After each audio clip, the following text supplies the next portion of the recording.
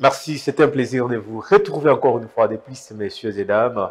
C'est un honneur pour moi de vous présenter ces nouveaux numéros ensemble avec Monsieur Gabin Kapenga. Nous allons essayer un peu de réfléchir sur l'appel du chef de l'État et puis le discours d'ailleurs. Et puis on va essayer un peu de tenter de rejoindre notre chère province du Lualaba. On va voir comment est gérée cette province sous leur Fifi Masuka. Bienvenue, Monsieur Gabin Penga, sur notre beau plateau des Congo Best Télévision. Merci beaucoup, Monsieur Daniel. Je précise que c'est Monsieur Gabin Kapenda, analyste politique et leader d'opinion du Lualaba. Très bien, merci. Et comment se porte notre province du Lualaba avant d'aborder la question principale qui est liée au discours du président de la République? Et après, nous allons tenter de réfléchir ensemble comment on peut arriver à trouver quelques solutions, vous en tant qu'analyste politique. Oui, monsieur le journaliste, je l'ai souvent dit, je l'ai toujours dit et je le redirai tant que ma chère province sera dans le même statu quo. Parce que la situation longtemps décriée est toujours la même et elle ne fait que s'empirer parce que cet immobilisme politique, cette inaction politique fait que ma province sombre dangereusement dans un chaos qui ne dit pas son nom. Très bien. Alors, nous avons suivi les discours du chef de l'État dans cette période de crise sanitaire. Comment avez-vous accueilli les propos du chef de l'État? Oui, monsieur le journaliste, moi personnellement, j'étais très enthousiasmé quand j'ai suivi l'allocution du chef de l'État. Il a été vraiment franc, direct vis-à-vis de sa population. Il a exprimé son dépit de voir son pays agressé. Et il a cité nommément les agresseurs de notre pays. C'est un courage que je salue parce que maintenant, il est un devoir patriotique pour tout Congolais de prendre cet engagement à défendre l'intégrité territoriale de la République démocratique du Congo. Selon vous, la diplomatie a échoué. Maintenant, le chef de l'État tente à passer à prendre des décisions qui seraient peut-être très dangereuses. Je ne dirais pas que la diplomatie a échoué. Plus de 10 fois, le chef de l'État a rencontré Kagame, ça n'a pas marché, ses voisins de sommet à Ce ne sommet. sont que des tentatives. Vous savez, en diplomatie, la diplomatie n'est pas une science exacte où vous faites 1 plus 1, ça vous fait 2. Non, vous allez dans des tractations et c'est un long processus qui demande beaucoup de patience, beaucoup de temps pour que la diplomatie puisse se payer. Mais au moins, ce que j'ai salué dans le chef de son Excellence, Monsieur le Président de la République, c'est cette disponibilité à s'ouvrir au monde. Parce que l'État congolais avait perdu sa place dans l'échiquier, sur l'échiquier international. Il est venu avec cette dynamique de vouloir réintégrer l'État congolais dans le concert des nations. C'est une idée tout à fait géniale. Et aujourd'hui, ce sont jeunes que les Congolais peuvent se mettre sur la scène internationale et vendre l'image de la République. Ça, c'est un point positif. Mais quant à l'appel lui-même du chef de l'État pour une prise de conscience patriotique à la mobilisation générale pour bouter hors de notre territoire les agresseurs de la RDC, c'est une décision salvatrice et qui mérite l'accompagnement de tout Congolais sérieux et responsable. Alors, je voudrais faire lancer la guerre contre les agresseurs, négocier, parce que nous avons suivi les opposants qualifier son discours du déjà entendu. Oui, le déjà entendu en politique a toujours été, et ce n'est pas la première fois que l'on entendra ce que l'on a déjà entendu. Que voulez-vous que l'on entende en politique dans la situation où nous nous retrouvons actuellement? Parce que cette agression ne date pas d'aujourd'hui. Ce n'est pas la première fois que le M23 se retrouve sur le sol congolais. Ils ont déjà été là en 2023, ils ont été défaits. chassés du territoire congolais, ce qui veut dire que nous avons aussi en son temps entendu un autre discours. Mais en politique, très souvent, c'est le bis repetita. Ce sont les mêmes situations qui reviennent. Voilà pourquoi, au-delà de cet appel du chef de l'État à la mobilisation générale de toutes les forces vives de la République démocratique du Congo, je voudrais ici demander au chef de l'État d'aller, de franchir un cap, d'aller, de faire des concessions pour ouvrir un vrai débat, un vrai dialogue où les Congolais doivent se mettre tous ensemble pour réfléchir sur les pistes des solutions pour sortir le pays de la situation dans laquelle il se trouve. Lancer un message à la jeunesse pour qu'elle s'enrôle massivement dans l'armée, c'est salutaire parce que la jeunesse constitue le socle même de la société. Une armée jeune est une armée forte, une armée vaillante sur qui on peut compter. Parce que dans l'armée, on ne recrute pas les vieux. Il faudra bien que les jeunes renfluent les rangs de l'armée et des services de sécurité. Mais je voudrais ici demander au chef de l'État, au-delà de cet appel lancé à la jeunesse, de lancer un autre appel à une expertise nationale. Qu'est-ce que j'entends par expertise nationale?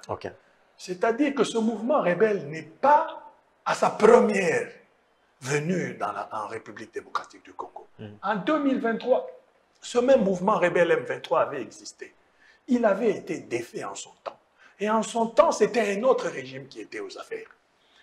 Ces gens-là qui ont eu à gérer cette situation sécuritaire ont eu des contacts avec les puissances occidentales, ont eu des contacts avec la communauté internationale, la communauté nationale, les communautés locales, les communautés voisines même de la RDC, parce que ce conflit est entretenu par plusieurs États voisins de la République démocratique du Congo.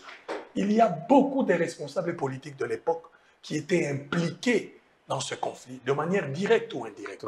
Beaucoup de responsables de l'armée en son temps qui étaient directement dans les lignes de front. Et ils ont réussi à mater la rébellion, à chasser les rebelles et à faire disparaître totalement sur l'ensemble du territoire national le M23. C'était un mouvement totalement défait et le chef de l'État l'a reconnu.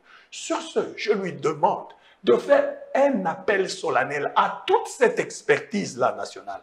Par là, j'entends le président de l'époque,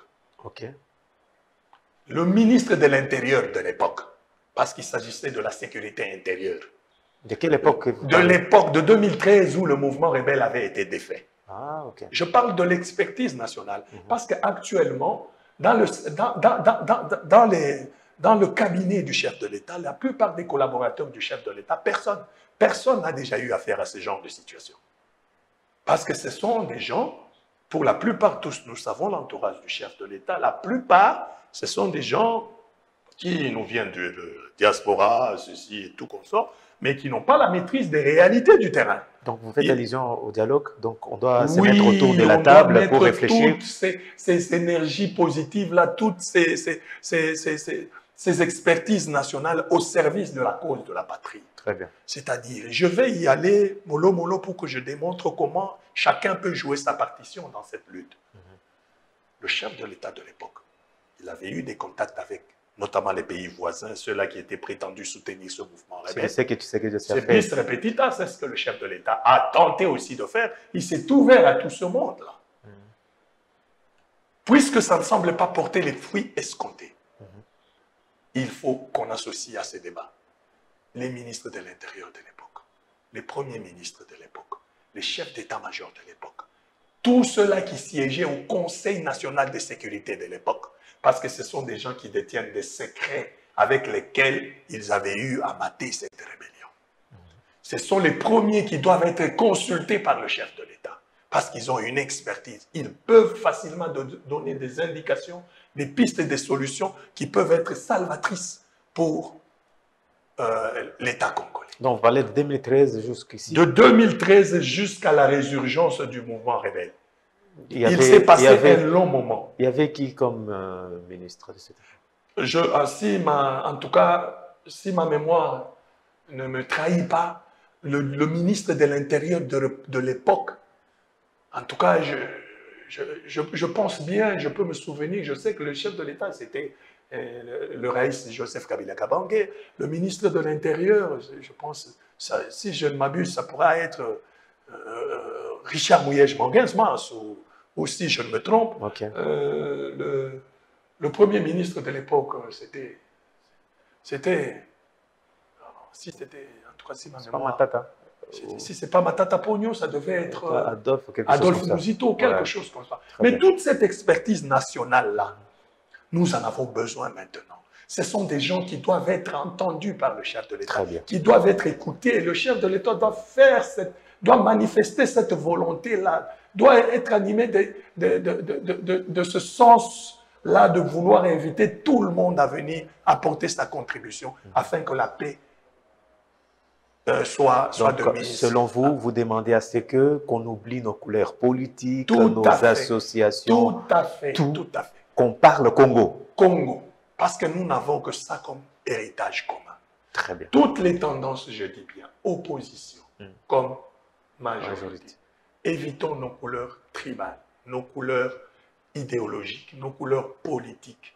Maintenant, nous parlons de la souveraineté nationale qui est non négociable et qui est menacée. Merci. Revenons au Lualaba.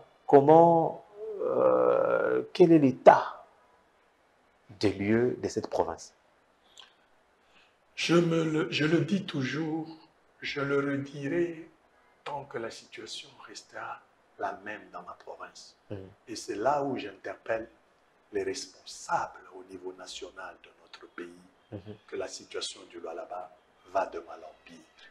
Et si l'on n'y prête pas attention, il y a risque qu'au Lualaba, nous vivons une situation similaire à celle que nous avons vécue à Kwamut entre les Yéké et les Yaka. Les gens ne se supportent pas au Lualaba, contrairement à tout ce qui vous est vendu sur les réseaux sociaux à propos de la convivialité des communautés au Lualaba. Qu'est-ce qui se passe au fond? Je vais vous parler d'une trilogie des communautés au Lualaba. Il y a 3 grandes communautés très représentatives au Lualaba. Okay. Il y a la communauté Round, il y a la communauté Ndembo et la communauté Tchokwe. Ces 3 communautés ne se supportent pas. Elles se regardent en chaîne de faïence. Elles se tirent à boulet rouge. Tout ça pourquoi? Au nom des intérêts politiques égoïstes des acteurs politiques. Au nom de la manipulation de certaines autorités politiques. Pour les enjeux qui leur sont propres. Et tout ça, la sécurité de la population lualabaise, le développement de la province, ils n'en ont que faire. Ils ne voient que leur positionnement politique. Et ça, c'est très dangereux. Le Lualaba a toujours été l'havre de paix. Le Lualaba a toujours été une province où toutes les communautés pouvaient vivre tranquillement. Jadis, on appelait Kolwezi Alissado, où il faisait beau vivre, où coulait le lait et le miel. Mais aujourd'hui, Kolwezi est devenu de la racaille. Le Lualaba, c'est la risée de tout le monde. Aujourd'hui, s'il faut parler bavure administrative, il faut parler Lualaba. S'il faut parler médiocrité, il faut parler Lualaba. On nous parle que le Lualaba est entre les bonnes mains. Donnez-moi le vôtre. Moi, je vous dis, je suis Lualabé de souche. Okay. Je suis originaire du Lualaba, du territoire de Muchacha. Je suis Ndembo. Je suis dans la trilogie là, de ces communautés qui ne se parlent pas. Évitez de suivre sur les réseaux sociaux les interventions des gens qui n'ont pas de souche lualabaise. Parce qu'eux n'ont qu'une autre motivation. Et c'est une motivation pécuniaire et temporelle. Après qu'ils aient reçu ce qu'ils auront à mettre dans la poche, ils vont voler. Ce ne sont pas vos propres frères qui alimentent tout ça. Ce sont nos propres frères lualabés qui alimentent parce qu'ils savent que dans la conscience lualabaise, les vertus que nous ont léguées nos ancêtres, c'est d'abord la respectabilité, l'honorabilité. Nous avons des valeurs à défendre. La légalité, la justice et la paix sociale. Mais tout ça est en train d'être sapé parce que les politiques lualabés se font entourer des mercantiles. Des gens qui sont là juste pour le petit pain qu'ils gagnent. Ils se foutent de ce qu'ils peuvent laisser comme héritage aux générations à venir. Et ça, c'est très dangereux. Parce que la culture lualabaise, les valeurs du Lualaba sont en train d'être mises à mal. Nous sommes en train de lutter pour générer cette nouvelle dynamique de prise de conscience à la loi Labès. Très bien. Et ainsi donc solliciter l'implication de toutes les personnalités politiques. Par personnalité politique, je vois députés, ministres, sénateurs, DG, hommes d'affaires, population, toute cette symbiose là-bas, nous devons tous nous mettre debout pour essayer de sauver la province. La province est butée à une difficulté connue de tout le monde, parce que nous l'avons déjà dénoncé devant toutes les chaînes. Ok. Le Lualaba souffre d'un problème de légitimité. C'est-à-dire? Le pouvoir en place au Lualaba n'est pas légitime au sens de la loi. Vous parlez de Mme Je suis en train de parler de l'autorité provinciale. Et son gouvernement? Et son gouvernement. Qui a été investi par le Parlement. Le gouvernement de Madame le vice-gouverneur n'a jamais été investi par l'Assemblée provinciale. Le seul gouvernement qui a été investi par l'Assemblée provinciale est celui formé par son Excellence Richard Mouyej Monkazmans, lequel n'a jamais été démis de ses fonctions, lequel n'a jamais fait l'objet d'une quelconque motion de défiance, lequel n'a jamais fait l'objet d'une destitution émanant du chef de l'État. Ce sont les trois voies par lesquelles quelqu'un peut perdre son mandat. Un gouverneur peut perdre son mandat.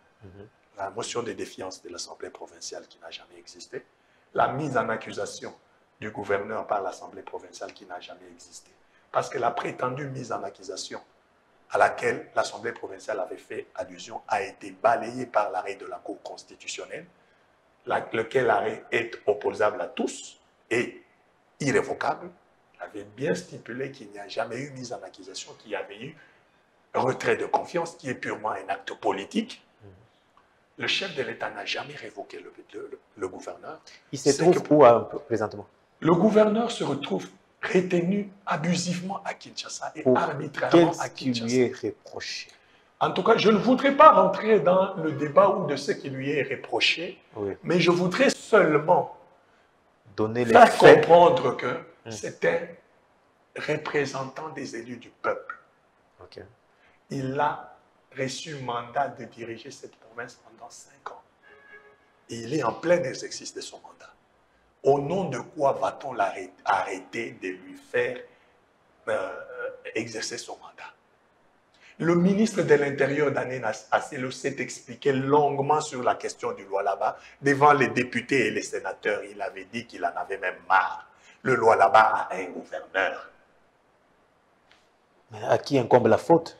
C'est aux politiques, ceux-là qui tirent profit de la situation dans laquelle se trouve la province. Vous parlez de qui? Des politiques. Parce que vous avez parlé du patron du territoire, à Daniel Asselo, qui n'a pas un problème. Il l'a dit à plusieurs reprises. Qui bloque Richard Mouyej?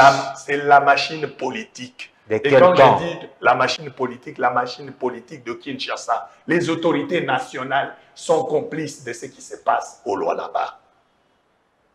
Et cela, politiquement, ça ne sert pas les intérêts du chef de l'État. Parce que moi, je m'en souviens, lorsque nous avons été reçus, nous, les collectifs des fédéraux, qui étions venus il y a de cela 6 mois, voir le chef de l'État, nous lui avons parlé comme je vous parle à vous.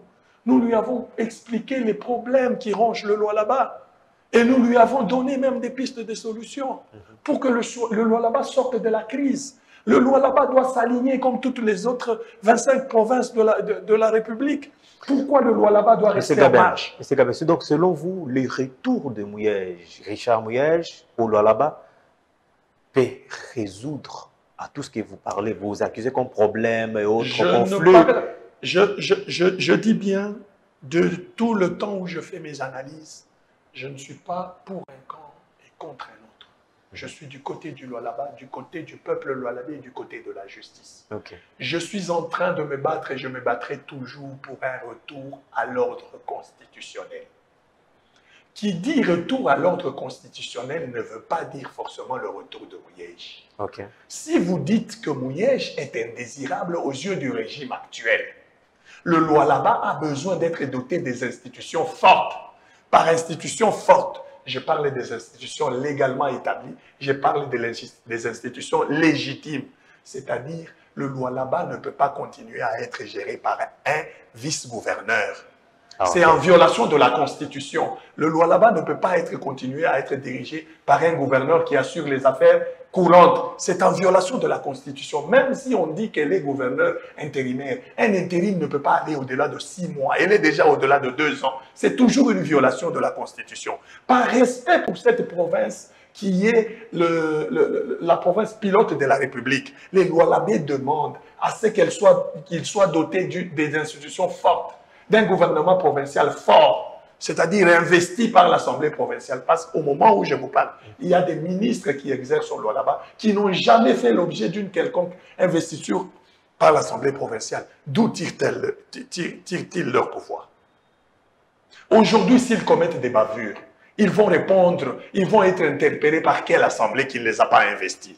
Vous voyez les bavures, cette cacophonie administrative et politique dans laquelle se retrouve la province du Lualaba. Et c'est dans ce contexte-là que vous voudrez qu'aujourd'hui, le message, l'appel à la mobilisation générale du chef de l'État soit bien perçu au Lualaba. Mais non, il y a eu des choses qui se sont passées, il y a eu des scandales, notamment lors de l'opération Zéro Délinquant, la fameuse opération Kanyama-Kassese. Des gens, il y a eu des bavures graves, les gens ont été plus de 3 morts. Il y a eu une trentaine de gens portés disparus. C'est long, ça ne vient pas de moi. Il y avait une mise au point de Madame la gouverneure qui avait expliqué tout ce qui s'était passé. Je suis en train de vous dire, non, non. Le mal avec les chaînes de Kinshasa, c'est que vous aimez trop écouter, vous aimez faire le jeu. Comme on dit dans le football, vous connaissez bien l'adversaire, mais vous ne connaissez pas son jeu. Et nous, au Lualaba, on connaît l'adversaire et son jeu. C'est-à-dire, on est en train de maquiller les histoires pour donner une autre connotation. Et pourtant, la réalité sur terrain est tout autre. Le rapport de la société civile a parlé de 3 morts. Le rapport de l'Assemblée provinciale, une commission avait été instituée pour ce fameux dossier, a parlé de 3 morts et d'une trentaine de portés disparus jusqu'à ce jour. Personne ne sait où ces gens sont partis. Silence radio. Personne n'en parle. Les Lualabés qui constatent la disparition de leurs membres, ils se posent la question, vont-ils faire le deuil? Ils sont déjà morts ou ils ne sont pas morts? Pour faire le deuil de quelqu'un, il faut être assuré qu'il est mort. Donc, ils sont dans cette situation-là. Et aujourd'hui, vous venez leur parler de la mobilisation générale. Ils vont le prendre mal. Mais nous demandons l'implication du chef de l'État pour que tout ce qu'il y a comme frustration en interne puisse être solutionné autour d'un consensus. Comme ça, toute forme d'appel trouvera un écho favorable dans le chef de la population. Vous comprenez au moins. Je suis en train juste de parler, aujourd'hui je voudrais m'étaler un peu plus sur les problèmes sociaux de la communauté du Lualaba, donc les problèmes du social, du vécu quotidien des Lualabés. Ils vivent dans une situation terrible. Nous sommes les quelques rares politiques qui essaient encore de dire certaines choses de manière crue, telles qu'elles se présentent. Parce qu'aujourd'hui, au Lualaba, c'est le règne de l'arbitraire. C'est le règne de la pensée unique. Vous osez critiquer la gestion. Vous êtes muselé, vous êtes torturé, on fait tout sur vous. C'est-à-dire, vous devez tous parler d'une seule voix. Comme du temps du Mobutisme. C'est pas normal, nous sommes en démocratie, nous sommes dans un état de droit. Laissez-moi terminer, s'il vous plaît. La matière, elle est tellement abondante. Vous me donnez le temps de m'expliquer en long et en large pour que nos téléspectateurs, surtout les Quinois, surtout les autorités quinoises, qu'elles comprennent et qu'elles arrêtent de faire le jeu. Parce que le joueur est bien connu avec son système de jeu. C'est-à-dire maquiller les choses. Ce qui est blanc, vous le faites passer pour le rouge. Et ce qui est rouge, vous le faites passer pour le blanc. Et ça passe avec les chaînes de Kinshasa. Tout le monde fait le buzz avec ça, sans en connaître la quintessence et la portée. Mais ici, nous parlons qu'il y a un vrai malaise. Même sur le plan social, on vante, je ne refuse pas, tout ce qui se fait au Lualaba. Le développement dont on parle au Lualaba, si développement il y a, cela rentre dans la logique rationnelle de la continuité des services publics de l'État. Mais c'est un plus que Madame Fifi C'est a ce que je apporté. vais vous dire. Je ne suis pas là pour faire un débat sur les individus et je ne le ferai jamais. C'est un débat de bas niveau. Ok. Je me parlais de ce qui est concret. C'est-à-dire, Madame le vice-gouverneur agit au nom et pour le compte de son patron qui est le ministre, qui est au pays. Pour preuve, tout ce qu'elle prend comme acte, même l'acte portant remaniement du gouvernement provincial, elle a signé en tant que vice-gouverneur. Elle-même se reconnaît vice-gouverneur. Mais les fanatiques aveugles... C'est pas elle qui bloque le titulaire de revenir au pays. Je ne suis pas dans le dossier de bloquer le titulaire de revenir aux affaires. Je suis en train de dire un vice-gouverneur a ses prérogatives qui lui sont dévolues. Mais là, elle est en train d'outrepasser. Elle va même dans les prérogatives qui ne sont pas dévolues à un vice-gouverneur. En cas de besoin, vous voulez qu'elle fasse quoi? Non, ce que nous voulons dans tout ça, c'est que les Lualabés ont besoin des institutions fortes. Nous voulons à un certain moment que l'on mette une croix sur la situation du Lualaba, qu'on arrête avec l'illégalité. Il y a moyen politiquement, il y a moyen financièrement de pouvoir faire de Madame le vice-gouverneur un gouverneur full tel qu'elle l'a elle-même dit aux yeux de la loi, au sens de la loi. C'est-à-dire, elle est de l'union sacrée. L'Assemblée provinciale qui vote pour les gouverneurs est constituée majoritairement au Lualaba des députés acquis à sa cause. Donc, selon vous, mettez les Lualaba. Selon vous, on doit recommencer à zéro au Lualaba. C'est-à-dire, non, je ne parle pas de recommencer à zéro. C'est-à-dire, on doit remettre le Lualaba sur le droit chemin comme toutes les autres 25 provinces. Si on estime que le gouverneur qui a reçu mandat de la part des députés ne peut plus retourner pour exercer, le Lualaba ne peut pas rester indéfiniment dirigé par un vice-gouverneur. Il faut un statut parce que ce vice-gouverneur n'aura pas de vice. Parce que statutairement, un vice-gouverneur n'a pas de vice. Le vice-gouverneur n'aura pas de bilan, parce que statutairement, un vice-gouverneur ou un intérimaire n'a pas de bilan à présenter. Même dans les annales de la gouvernance de la province du Lualaba, le premier gouverneur du Lualaba, c'est M. Diour. Le second, c'est M. Richard Mouyage Manguesmans. Et le troisième, nulle part vous verrez Mme Fifi Masuka, gouverneur. Qu'est-ce qui doit être fait pour que les calmes reviennent au Lualaba? Pour que le calme revienne au Lualaba, d'abord, premièrement, il faudra que cette fois-ci, les Lualabés réclament l'implication personnelle du chef de l'État. Très bien. De ne pas trop se fier à son entourage, parce que nous savons que c'est dans son entourage-là qu'il y a des entourloupettes, des gens qui cherchent à tout prix à bloquer la machine de développement du Lualaba, que le chef s'imprègne lui-même. Nous le lui avons déjà dit, ce n'est pas la première fois, nous le lui avons déjà dit, qu'il s'imprègne lui-même parce que sa cote de popularité ne fait que baisser. Ok.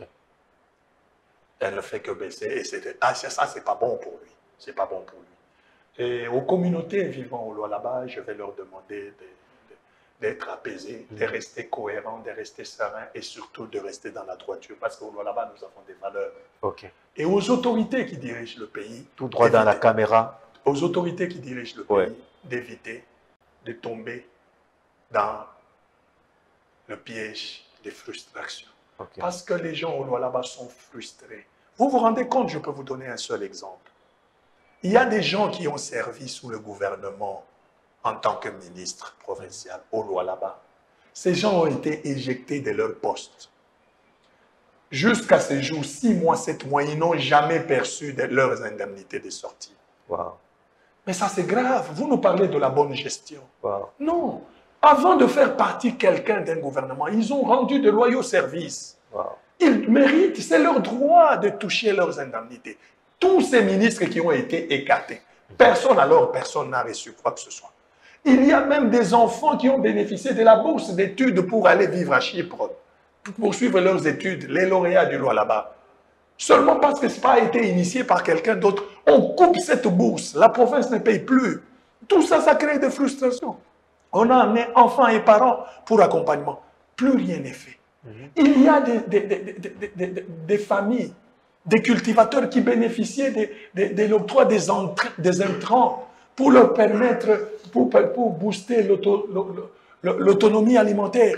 C'est arrêté.